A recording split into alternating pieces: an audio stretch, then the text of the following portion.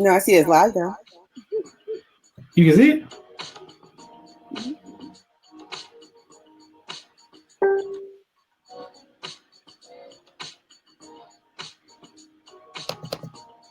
All right. Am I on?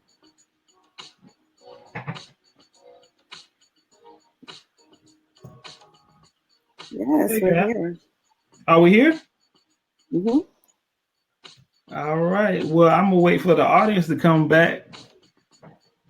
I see 0 viewers. Go tell your friends, everybody, come back. I do have a guest tonight.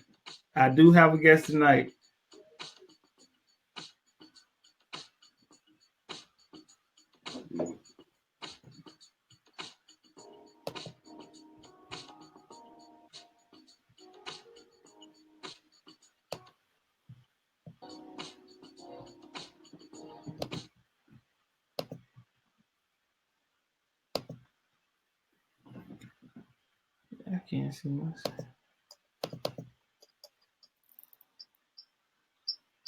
What's up, guys? Thank you for coming back. Thank you for the patience. As I told you guys, this is going to be the best Facebook Live ever. I had to go spend some money, of course, to get this split screen going, but I hope you guys really, really enjoy it. What I'm going to do is, after this, I'm going to delete all of the Facebook posts that didn't have anything on it, and I'm just going to have the introduction. But briefly, again, what I'm going to be talking about tonight, or what this lady is going to share with us, is what the life of a real lawyer, not a power lawyer, not a law and order lawyer, not a TV lawyer's life is all about, and how she navigates that to become a success. So again, I'm gonna give you guys about 30 seconds. Go grab every teenager, every high school student, every 50-year-old person, every 45-year-old person that you know, and get them to come to this Facebook Live right now so I can discuss these issues with this lady and she can educate us. Education is the key. So go grab your friends. I'm gonna give you about 30 seconds. And I know y'all said that Johnnie Finch didn't have anything tonight, but I promise you I got something. So I'm gonna give you 36 seconds to go grab one friend quickly. And of course, I have a musical interlude while we wait.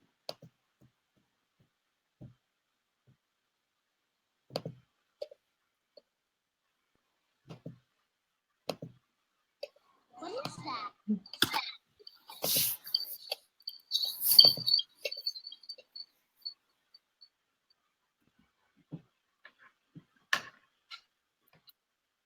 All right.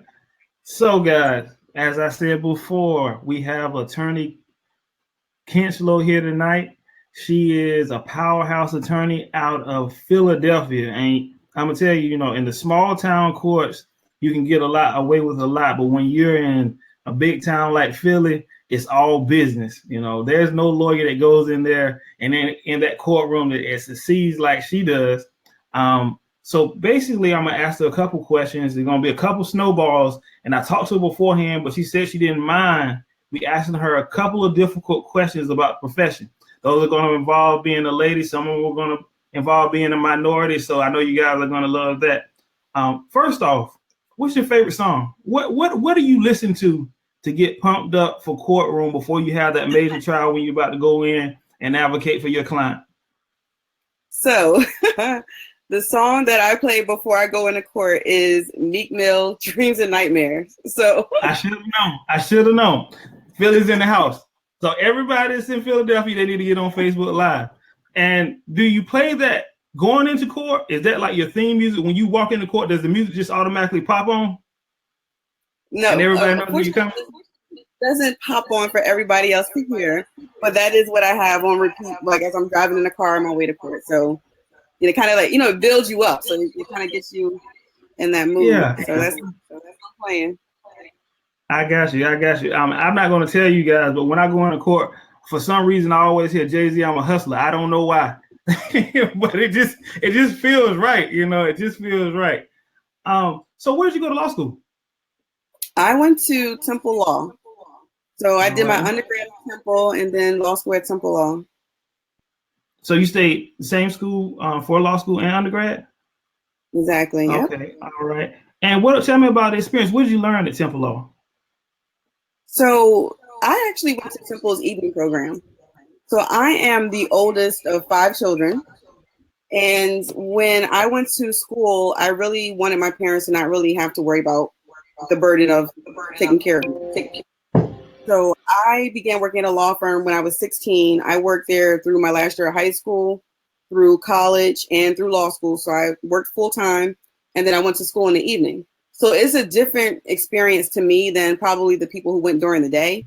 The students are a lot older. They're in their careers already. So it's a much different experience, I think, you're going at night.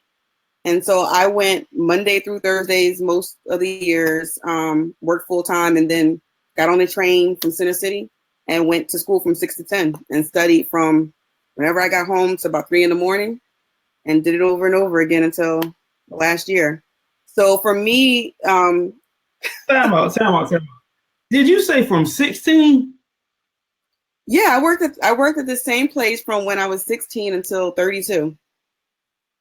The same law firm. Even at age 16, you had the hustler spirit in you. That you knew at that particular point in time that you were going to be the next great lawyer. I mean, what was it that inspired you at 16 to go and work for a law firm? I was working at Food Line, I worked with McDonald's, delivering papers. You were working at the law firm, and why did they take you? I mean, what was it about you at 16 years old? They said, we want to bring her on and have her to help. So for me, I knew I wanted to be a lawyer since I was in about 4th or 5th grade. So everything I did from 4th or 5th grade was planning to become a lawyer. And during the summer between when I was 15 and 16, I joined a program that they have in Philadelphia called Greater Philadelphia Urban Coalition. And what they do is they match students from economically diverse neighborhoods, I guess I'll say, into fields that they want to be in. So it gives you an opportunity to kind of test it out. And that's what I did. So I actually joined that firm as part of a summer program. He liked what he saw, I guess, and he hired me and kept me on. Okay. So would you say that growing up, you were economically advantaged or not so much? I would say not so much. My father was in the military at the time. So we moved around a lot. So we weren't, we weren't struggling, but, it wasn't as if we were affluent. So it was definitely kind of moving around a lot. Every 2 years we moved to another place for my whole life. I got you. So segue into the future. How does it feel to be lifestyles of the rich and famous now coming from a not so economic place? I'll save that. So, yeah, I mean, I'll let you know when I get there. Yeah, no, you're there. I know you're there. I've seen your website. As a matter of fact, what's your website? It's Kinchloe Law. So it's www.Kinchloe Law. Awesome. All right. So basically coming out of law school, what would you feel like was the main takeaway point when you were in law school and you left? What was the most important thing that you think you learned going into practice? Going into practice, I think the most important thing I learned was you need to know what you don't know.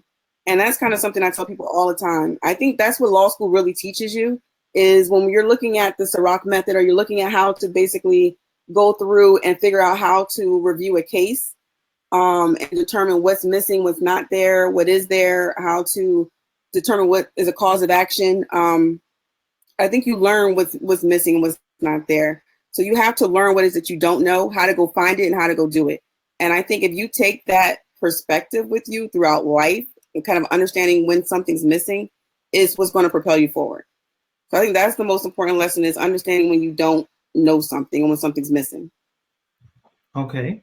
And Temple Law School, was that a predominantly African-American school? No. So we're in... So Temple prides itself on being a very diverse school, and to a certain extent it is. It is in the heart of North Philly, which is a great thing. And sometimes people get reminded that when they go a block or two away from the campus that you are in the heart of North Philly, which is where my family really is from. So even though, I lived in Oklahoma and Tennessee and Kentucky, my family is from, and a lot of them are still in North Philly. So that's great for me. But in my law school class, in the evening class, I think there were only like 5 or 6 Black students at the time that I went. So we all knew each other and we were all still friends to this day. But there were only a handful of us, men, female, like at all in our class, in our section. And it was about 300 people in school in your class, or how many people were in your class? There were, I think, close to 200 in our section. So So and yeah. 5 were African American. Mm-hmm. Okay, so tell me a little bit about that. You go into class and there's 195 people, or potentially 100 people, or potentially 75 people, and I'm just guessing all of the 5 African Americans weren't in the same class. So tell me about that experience. But we often, some of the classes you end up being in the same classes for the larger courses. You're in the same class. Again, with evening students, we're kind of going through the same cohort together, basically. But it was an experience.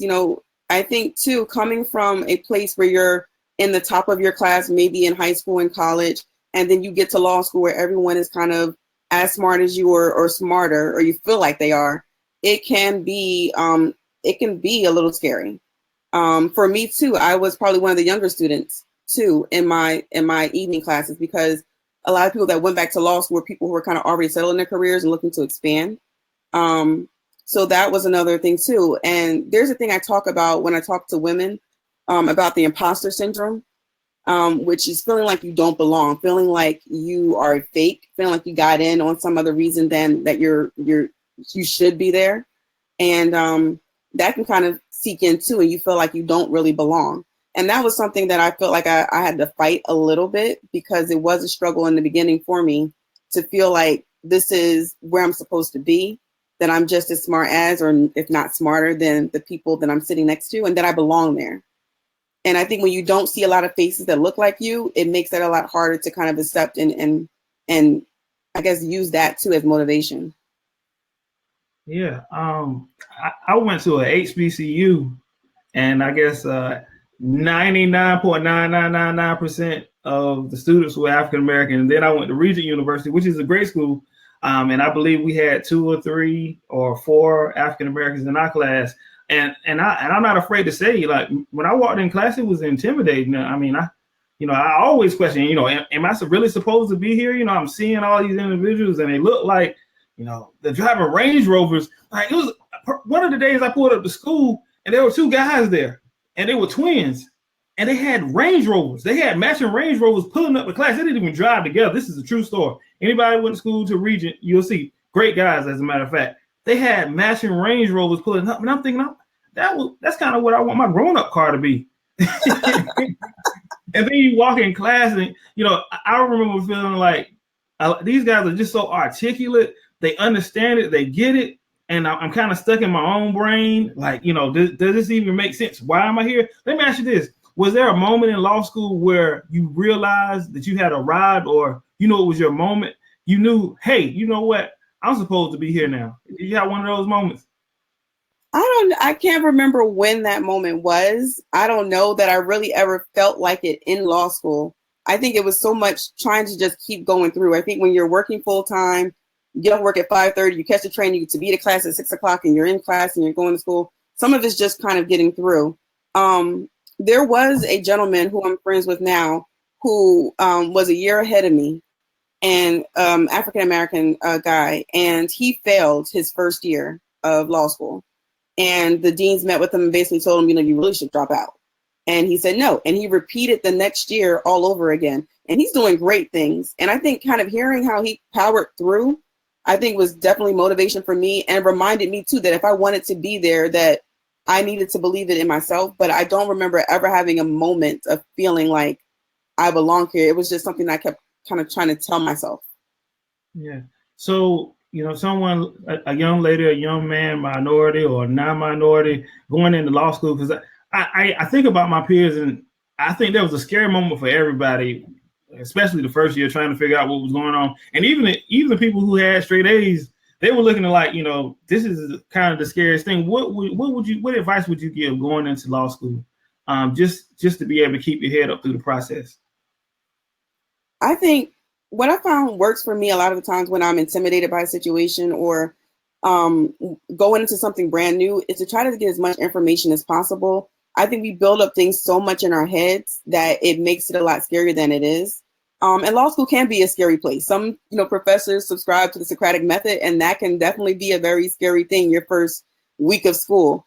But I think the more that you can talk to people, listen to people like myself and, Johnnie, you're great for putting this on, but to be able to reach out and touch people and listen to them and ask them questions about what the experience is like is probably the best thing that you can do. And then to prepare yourself for it and to not be so hard on yourself when you feel like that you don't belong, because a lot of people are feeling that even though they're not saying it. Yeah. Yeah. This is ministry for me right now while I'm practicing law, because so many times I go into a courtroom and I'm like, this is some of the craziest stuff that I've ever seen, or it'd be a client that is just, extra. But then when I always realize when I wake up the next day, I'm not dead. And I'm like, law practice is not going to kill me. Law school is not going to kill me. I mean, if it does kill me, I'll probably be the first one, but I'm still going to be biologically living, which means that maybe I don't need to worry about the problem, but focus on the solution. It's been pretty much consistent with me since I started law school, that whole, like, let's get over what's going on, get over yourself. Hey, you're going to look crazy. Let's do it. So any friend, do you still keep up with your friends from law school? Yeah, I'm pretty sure a lot will probably catch this. But yeah, I'm friends with a lot of them, or at least, social media friends with them from law school. I like what you said, though, because one of my favorite sayings right now is, did you die? So I think that's a lot of the time, like, which, you can say, like, it was hard, it was bad, it was, I was crying, I was scared. But then the question is, but did you die? No. So if you can keep going, that's what's going to be the difference. Is just to remind yourself, like, it's not going to kill you. Like, you just have to. The worst experience, the messing up in court, the, not turning something in on time, maybe malpractice, but will it kill you? To all those things that you can, all the mistakes that you feel like you make are not going to kill you. I think with professionals too, it's a different level. We worry so much about being perfect that sometimes we make little mistakes, we build them up so much in our heads, and sometimes that can stop us from doing the things that we need to do, stop us from being as great as we can, stop us definitely from moving on to the next thing. But we definitely have to say to ourselves, but did you die? And, you got to keep going. Yeah. Yeah. I'm going to segue from that before I start crying. Let's go to the next topic, law practice. So you passed the bar. What did you do next? Did you open your firm immediately after passing the bar? No. So after I passed the bar, at that time I was managing I see a message from Mitch pop up. At the time that I finished law school, I was still at the same firm, and I was managing, I think, all the paralegals at that time. So I had moved up from a file clerk to, all these different positions, and I was managing people at that point. And the woman who was managing the attorneys left suddenly, and I was promoted to managing attorneys right out of law school. So, and right after passing the bar. So all of a sudden now I'm responsible for I don't know how many attorneys in the office and running that. So I did that for a while until I started my practice 3 years ago. Wow. So you did that for 3 years and then you started your own practice. What was your biggest fear opening up your own shop? So I did that for 7 years and then I started my practice after that. But my biggest fear in starting my own shop, I think the biggest thing is, leaving a salary that you have been supporting yourself and your family on, and going to, having to go hunt and kill what you eat from there. I think that's the biggest fear is leaving the security of a job, of a paycheck. That's the biggest fear, because I don't think it wasn't, whether I could do it. I felt like I had enough knowledge or I could figure things out. And then when it came to the business things, I had went back and got an executive MBA a couple of years after I passed the bar. And I had an MBA kind of behind me. So I didn't feel like I couldn't do the business aspect, but it was a security issue. That was a big challenge. Behind you. It wasn't kind of behind you. it was definitely behind you.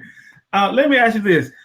So going right before you segued into your own practice, was there anybody that had like that hater moment that said something that kind of like tried to get under your skin but kind of motivated you at the same time? Was there anybody who said something and it might have meant well, but it was definitely a low blow at that time and you didn't need to hear it, but you kind of persevered it anyway? No, everybody knows I can. No, I'm just kidding.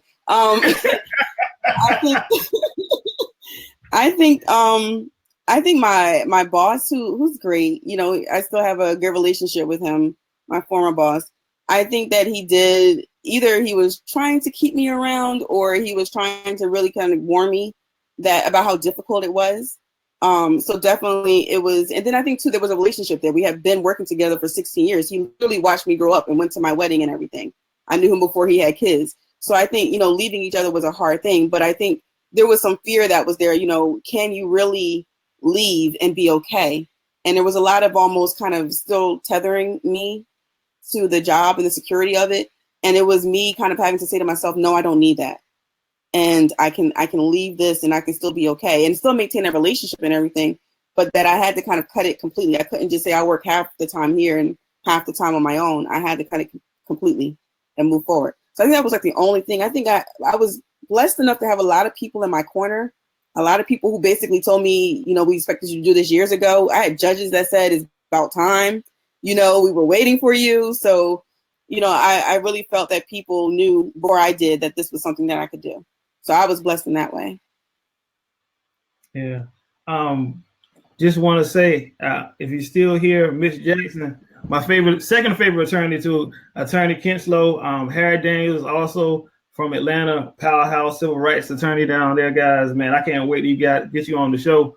We can maybe do a 4-way because I got to pay for this app for at least, I think, another month. So I got to get you guys on the show and see what's going on. So let me ask you this, you know, back to the time when you started your own practice, did you ever feel as though as a lady you weren't being respected? I don't know that I feel that way. Because of the areas that I practice, and I practice in family law. And I feel like that is actually an area where people sometimes expect women to be. Like that is a place where it's hold on. Why is that? Please tell me why that is. Because I think that some people feel more comfortable with women as lawyers. I think definitely some men feel more comfortable with women as lawyers. It can be nasty, but I think it's a place where it's an accepted space for us to be in. I think sometimes with business litigation, more civil corporate litigation, I think it's a little bit of a different atmosphere. It's a little bit of a tougher thing for women in that space, but I feel like family law hasn't been like that. Now, with that said, I run into some men who are jerks and, you know, who operate in a very different type of medium. But for the most part, I don't feel like it's a bad place for women. But I do feel like my age is something that comes up a bit. I look younger than I am. I'm still kind of young, but I look younger than I am too. And I'm very petite. So I think sometimes people think, you know, I'm fresh out of law school instead of having been practicing for about 10 years. And I think they think they can walk all over me. And I think that's part of the issue I run into more than anything. You tell them, don't let the smooth taste fool you. Don't let the suit and the heels fool you. You know, I mean, I'm gonna be honest with you. I am more intimidated by lady lawyers on the other side a lot of times.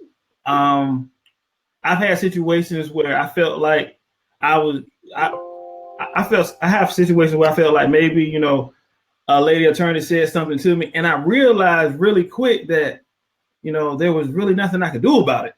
And I'm not an aggressive person by any means, but if, you know, I'm having a case against another gentleman and he says something out of line, I'm not by any means going to say, hey, let's go step outside. However, if it got to that point in which a lot of my counterpoints tell me I'm wrong, I think about like, hey, okay, obviously this has gotten personal at this point. And so maybe we do need to step outside and just have a chat. But, you know, when you get cut down by a lady, it's almost like, I gotta take this. Man, you got me. I don't know. I just, it's just one of those things. Now, as a minority, let me ask you: do you ever feel as though you're looked upon differently as a Black lady lawyer? I think it's interesting. I think that, you know, your race does come up in a lot of different ways. So I'll get, you know, one of the things I do is I ask clients like how they hear about me, things like that. And some say I look for a Black lawyer. I look for a Black female lawyer. I think that sometimes people may think there's an expectation that if you are a certain race, then maybe you're better or you're not as good or you're not going to work as hard. And I think with Black-owned businesses too, we feel like we have to, there are stereotypes. And I think that sometimes we worry about the stereotypes as well, kind of coming into play or being thought about when it comes to us practicing or doing our work. I'm getting good at this. For myself, and it is a type of interesting thing. Sometimes I know majority of the African American lawyers in North Carolina, a lot of times you see them in criminal law, whether it be ladies or men. So sometimes we kind of just, kind of go into that space. I know whenever I do some heavy civil litigation, and it's because I, haven't done it as much. It just feels like a totally different world. But, criminal law is what I'm comfortable with. So I guess I shouldn't probably go against the grain. Now, have you ever had to get ugly with somebody? And if so, how did you address that?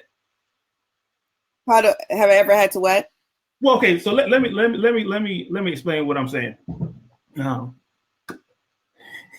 There may be opinion that African American ladies can be somewhat aggressive at times, and it may be true or may not be true. Have you ever had to see yourself tailoring back from what will be the norm because you didn't want to be seen as the aggressive? I don't see personally. I don't care about being seen as aggressive. Like I don't. Like you're just gonna have to deal with it. I'm generally an advocate by nature, but I am my father's daughter, so you're just gonna get it as it comes, and it is what it is. So. I don't worry about tailoring that back. Like I don't. I really don't. See, that's what you get when you listen to Meek Mill before you go in courtroom. Yes, that'll do that.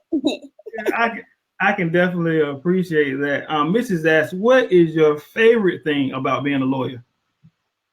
My favorite thing about being a lawyer is being an advocate for people. Like I love helping people. I love getting people the result that they want.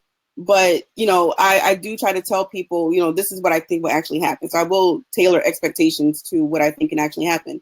But I love helping people. Like this is what I love to do. Like I literally feel like it's a privilege to be able to do this type of work, to be able to help people in difficult situations.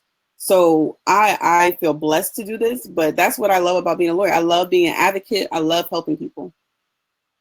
Yeah.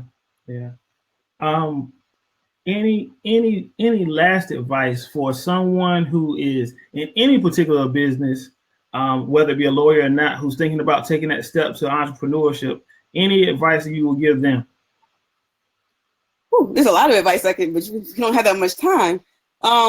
I think the biggest. I'm good now. My wife has called me 15 times. The babies are crying. I'm good. I'm already past that point. I think the biggest thing about being a lawyer, I think the biggest thing is understanding, or going into entrepreneurship, is understanding the resources that are available. But it all begins with how you think about things. It all begins with the things that you say to yourself inwardly when nobody else is listening.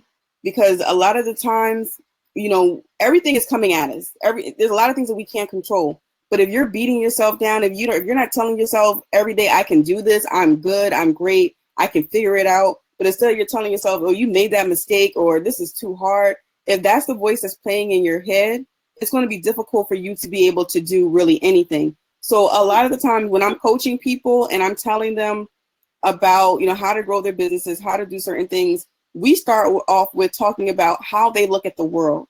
And we talk about how to change that voice that's playing inside of their head to be one of encouragement and one of optimism and one of ability, of ambition. And then we go from there. Then we build from that place, because that's the foundation that you need to work with before you can really worry about marketing or sales or anything else. You need to know within yourself that you can do it. You need to be constantly telling yourself, because entrepreneurship is a roller coaster. Like some days you'll feel like, oh my God, I'm going bankrupt. And then like the next hour you'll be like, okay, this is great. I'm on top of the world. I just got to sell. And if you can't handle that up and down roller coaster, it's going to drive you crazy. You're going to be out of business within a few months or within a year or two. So that's what I tell people who are considering going into entrepreneurship. with being a lawyer, you know, I tell people to really check it out and make sure that it's for you. It's a boatload of debt that you're probably going to go into unless, you know, your father can afford to give you and your twin matching Range Rovers to go to law school. It's going to cover your tuition. But you need to make sure it's something that you want to do. Don't just go into it thinking that it's going to be really easy, because it's not. It's a lot of hard work. And then when you get out of law school, there's no guarantee for jobs. And then there's more work you have to do. So make sure you love it. Are you a motivational speaker? Am I? And I definitely am with myself, because that's the way that I keep going. Like you have to, but I'm not. But motivation is the biggest thing. Yeah, because I had to go and just put you on the screen so I could go in the corner and shout my little dance as you were speaking right then. So I'm gonna need a moment. And I will only add just a little bit to anybody who's looking at being entrepreneur, that when it comes to stepping out on faith, the more you exercise it, the more it'll help you. That first opportunity where it just looks like, you know what, God, you know, if I'm gonna do this, and you know, I'm just hoping that you're gonna step in. You brought me this far, so I know you're gonna take me to the next step. When that second opportunity comes, it's gonna be that much easier. When that third opportunity comes around, it's gonna be that much easier. But you gotta exercise your faith. It's the reason why this is there, and that's what you have to keep telling yourself. You know, that inner voice. I was telling the group this weekend, when I come into the office on the weekends, I go to the YouTube and I type in the little motivational people and let them just keep talking to me like, get up in the morning. You can't get up and do this. You can't do this. You can't do that. And I mean, I'm telling you, it gets me going, because those mornings when you wake up and you know you're supposed to get up at 5 o'clock in the morning, but you got up at 7:15 and you're running on like an hour. It's like an hour window. You're sitting there like, how was I going to do an hour work in 2 hours and a half? But then when you think back to your inner voice, and it was like, you know what? I needed that hour and 45 minutes worth of sleep, because the day is going to be great. And then when you get into the courtroom, that energy just exuberates, and it's like you're killing it. You were supposed to wake up 2.5 hours earlier, but you use that to your advantage, all because of your inner voice and what it was saying. One morning, my wife got up, and I love her to death. She is the sweetest thing, greatest thing that's ever happened to me. And she said, today is not going to be a good day. And I looked at her and I was like, how you gonna put this on that day? We're gonna pray right now. Like, no, today, just because you said that, it's gonna be the greatest day. And I really appreciate that. I'm not gonna hold the ladies and gentlemen that have been here all this time. Again, please tell me what your website is. Tell people how they can reach you. So my website is kinchloelaw.com. Last name is spelled like Kinchloe, but if you're on this, you probably can see how my name is spelled.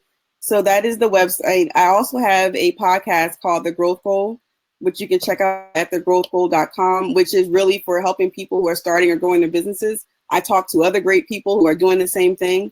And that's a lot of great information about how to start and grow. If you're not wanting to be a lawyer, or even if you are a lawyer and you want to start your practice, another great place for you to go to get information. So those are my two main websites. And I'm also part of a group called Business Bays, which helps women to start and grow their businesses as well. Wow. Well, I'm going to leave this last 10 seconds up for you, whatever you want to talk about, and then I'm going to log off, because, man, I'm just totally overwhelmed with all this information. I feel like I might stay here another 3 hours, stay in the doghouse just because of this, because of the energy that you just feeding through this live stream. And I know it wasn't an app, even though I paid $14.99 for it. I know it wasn't. I know it was your energy way in Philadelphia. So I'm going to go and I'm going to put you up there by yourself. Tell the people whatever you want to tell them. I appreciate you. Thank you, Facebook Live. I'm gone. She's going to talk to you. Thank you so much. I want to just thank you for giving me the opportunity to talk about this. I love being a lawyer. I absolutely love the work that I get to do every single day. Like, I am one of those people who just feels blessed that I get to do what I love, and to get to talk about it too with other people who are interested in it. I really just appreciate the space and the opportunity to do it, and to encourage people to figure out what it is they love to do and figure out how to do it well, because there's nothing like waking up every day knowing that you get to do your dream job. And that's what I get to do. So I would just tell people that it's going to get difficult at times. You just have to figure out the right information you need to bring in to make sure that you can handle it. But I just want to thank you, Johnnie, for giving me the opportunity to talk to your audience, and again, just talk about work that I love to do. North Carolina is a better place because you have blessed us today. I'm telling you, when I go in the courtroom tomorrow, I was like, where is she at? I want her to be my lawyer. Well, I'm going to be calling you so you can come down here. I'm like, you got to pay for it, though. I don't know if you're trying to pay that love cost, but she's going to come down here and really teach us how to do law in little old North Carolina. I appreciate you. Thanks, Scott, for coming in. Nicole, you came in late. All right, guys. Should I play your theme song going out? Yeah. Is that okay? I don't know if you can play that one. Okay, maybe not. All right, thank you. Thank you, guys. Take care.